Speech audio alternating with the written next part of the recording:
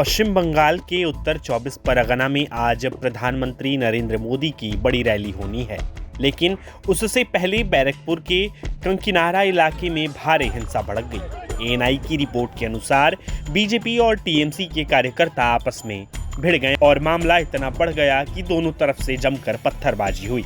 विवाद तब शुरू हुआ जब इलाके में लगे राजनीतिक झंडे फाड़े गए, जिसके बाद दोनों गुटों के समर्थक आमने सामने आ गए और देखते ही देखते कंकिनारा की गलियां रण क्षेत्र में बदल गईं।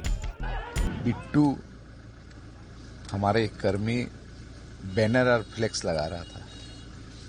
वहां हम लोगों का पार्टी ऑफिस भी है।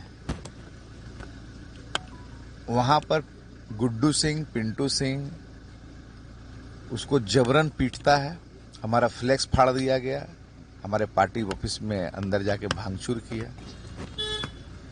इस घटना को लेकर हम लोग थाना में अभियोग करने आए थे, क्योंकि अगर कोई हमारे कर्मी के ऊपर अटैक किया है तो हम लोग तो थाना में जनाएंगे। तो हम लोग थाना में आए। थाना में जब हम लोग अभियोग जनाने गए, उसी समय अर्जुन सिंह अपने केंद्र वाहिनी को लेकर, सीआईएसएफ सिक्योरिटी को लेकर अचानक हम लोगों के कर्मी के ऊपर हमला कर दिया, जिसमें हमारे सौरभ सिंह पुलिस के सामने थाना के अंदर सीसीटीवी फुटेज है, मीडिया फुटेज है। मीडिया फुटेज भी आपको हम दे रहे हैं।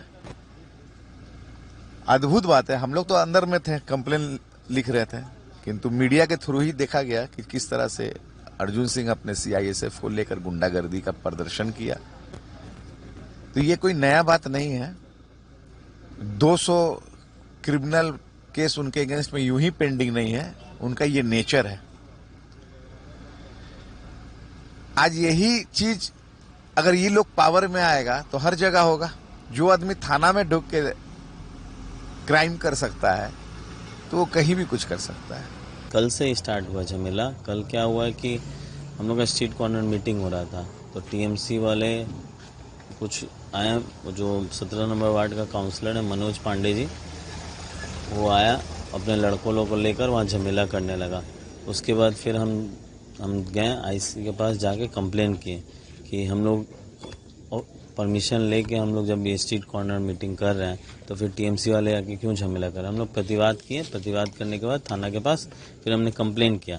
कंप्लेन होने के बाद उन्होंने बोला कि हम एक्शन लेंगे, पर आज देखने को मिला कि वही लोग, वो लोग आज फिर जब हमारे आदरणीय नरेंद्र मोदी जी का जब हम लोग फोटो लगा रहे थे उनके स्वागत के लिए, तो उनके कुछ लड़के जाके वहाँ डिस्टर्ब कर रहे थे, और उसके बाद फिर वो लोग ही जाकर फिर थाने में प्रतिवाद करने लगे।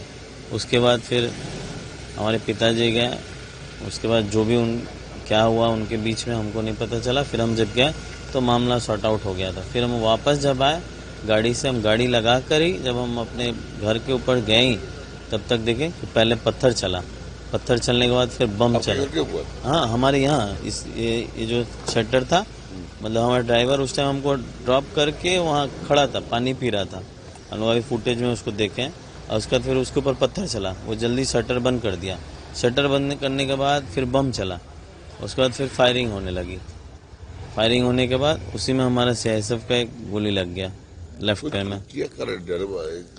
परिस्थिति हो सकता है हमारे आदरणीय प्रधानमंत्री जी आ रहे हैं तो एक माहौल को डिस्टर्ब करने के लिए कि लोग उनके सभा में नहीं जा पाए, डर जाएं, इस तरह का एक मतलब माहौल रेडी करने के लिए उन लोगों ने ये तरह का एक्टिविटी किया है।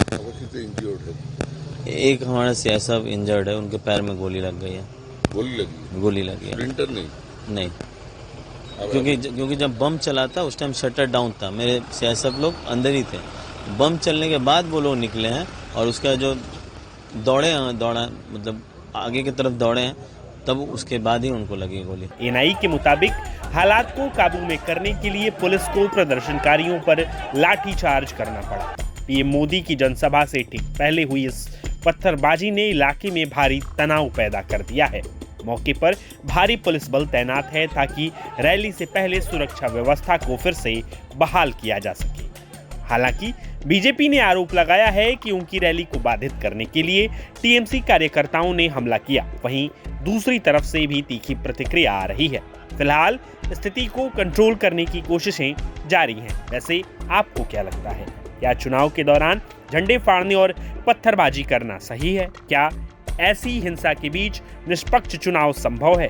अपनी राय कमेंट बॉक्स में जरूर दें और देखते रहिए प्रभात खबर। प्रभातखबर.com, विश्वास वही, रफ्तार नहीं।